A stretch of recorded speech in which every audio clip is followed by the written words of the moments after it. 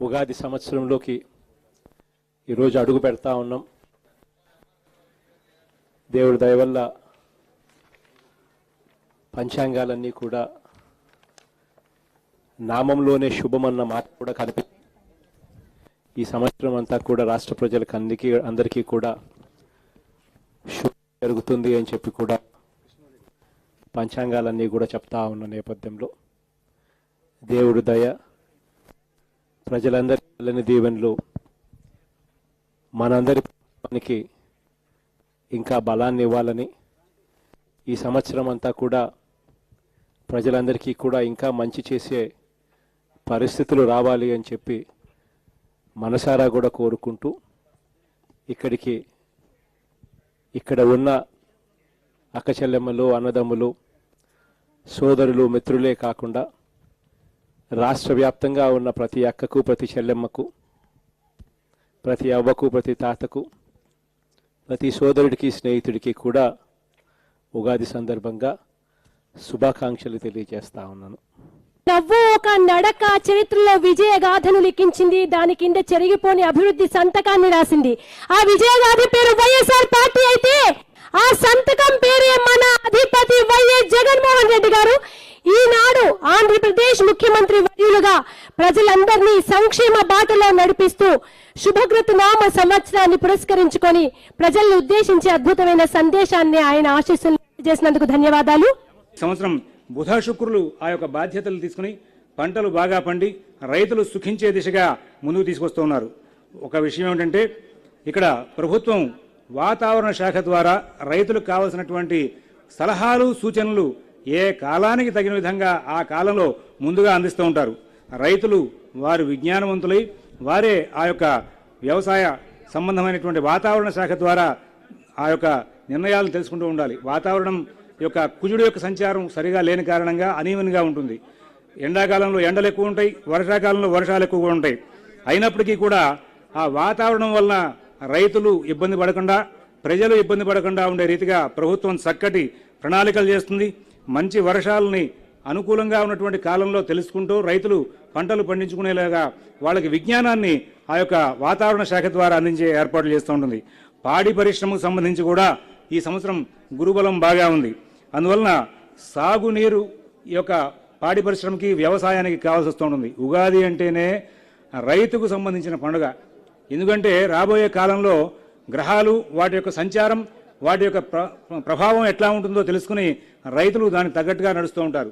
అటువంటి ఈ యొక్క సంవత్సరం మొత్తం అంతా కూడా అన్ని కోణాల్లోనూ గురువు యొక్క సంచారం బాగుండి ఆయన యొక్క సంచార ప్రభావంగా రైతులకి బాగా క్షేమం చేకూరే అవకాశం వస్తుంది. అలాగే పశుపాలకుడు, గోష్ఠాకార ప్రాపకుడు, గోష్ఠ బహిష్కర్త బలరాముడై ఉన్నారు. సువృష్టి సర్వదేశేషు సర్వసస్య సమృద్ధయః మధ్యదేశేషు భిక్షం స్యాత్ రామేతు పశునాయకే. బలరాముడు ఈ పశు సంబంధమైన ఆధిపత్యం తీసుకున్నప్పుడు పాడి పరిశ్రమ బాగా అభివృద్ధిలోకి వస్తుంది. సముద్ర ఉత్పత్తులు, ఆ సముద్ర ఉత్పత్తులకు సంబంధించినటువంటి వ్యాపారాలు అన్నీ కూడా చాలా చక్కగా అనుకూలమైన స్థితిలోకి వచ్చే అవకాశం వస్తుంది. అలాగే వీటికి సంబంధించినటువంటి ప్రభుత్వం ద్వారా రావాల్సిన ప్రణాళికలు ఏవైతే ఉన్నాయో, పురుగు మందులు, ఎరువులు, ఇవన్నీ కూడా ప్రభుత్వం ద్వారా చాలా చక్కగా సరఫరా జరిగే అవకాశం వస్తుంది. ఇంకా ఆర్థిక రంగం ప్రధానంగా ఎవరికైనా కావాల్సినదే కదా. ఈ గురువు ధనకారకుడై ఉండి ఆయన స్వక్షేత్రంలో సంచారం చేస్తున్న కారణంగా ఆర్థికంగా బలోపేతమయ్యేందుకు మంచి మార్గాలు గోచరం అవుతూ ఉంటాయి. ఆ మార్గాల్లో ప్రయాణం జరిగి ఈ సంవత్సరం ప్రభుత్వం చాలా ఆర్థిక విషయాల్లో బలాన్ని చేకూర్చుకుని, అలాగే ఖర్చులు కూడా తగ్గట్టుగా వాటిని తట్టుకునే రీతిగా ముందుకు వెళ్లే అవకాశం వస్తుంది. ప్రజా సంక్షేమం కోసం ఎక్కడా కూడా వెనక అడుగు వేయకుండా ఈ ప్రభుత్వం ఈ సంవత్సరం ఈ గ్రహాల్లో ఉన్నటువంటి గురువు, బుధుడు, శుక్రుడు వీళ్ళ యొక్క సంచార అనుకూల ప్రభావం చేత చాలా చక్కటి ఫలితాలు తీసుకుంటూ ముందుకు వెళ్లే అవకాశం వస్తుంది. అలాగే జీవనోపాధి మార్గాలు గత సంవత్సరం కంటే కూడా ఈ సంవత్సరం బాగా మెరుగుపడే అవకాశం వస్తుంది. దీంతో పాలకులకు కీర్తి బాగా పెరిగే అవకాశం వస్తుంది.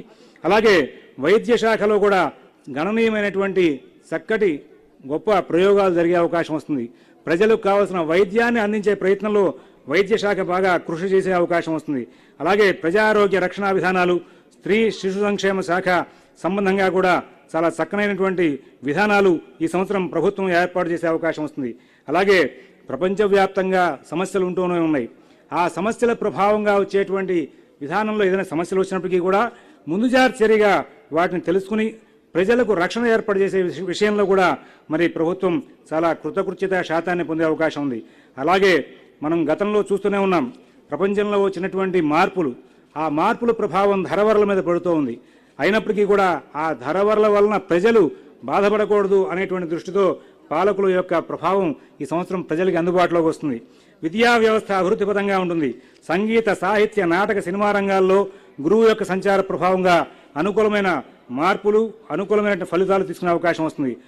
వై సోమరాజాయో యజతే ప్రాచతిష్ఠత్యా దధతి ప్రాచీదిగ్భాగే ఇంద్రో దేవతా ఇంద్రప్రసాదాద్ రాజ్యాభివర్ధనమశ్నుతే తేన ప్రాచీన్ దిశం జయతి తం దక్షిణా పరివహంతి దక్షిణ దిగ్భాగే ధర్మరాజో దేవతా ధర్మరాజ ప్రసాదాద్ ఆయుష్యాభివర్ధనమశ్నుతే తేన దక్షిణాన్ దిశం జయతి తం ప్రత్యంజమావర్తయంతి ప్రతీజీ దిగ్భాగే వరుణో దేవతా వరుణ ప్రసాదాద్ పుత్రపౌత్రాభివర్ధనమశ్నుతే తేన ప్రతీజీన్ దిశం జయతి తముదీజేదిష్ఠదముపవహరంతి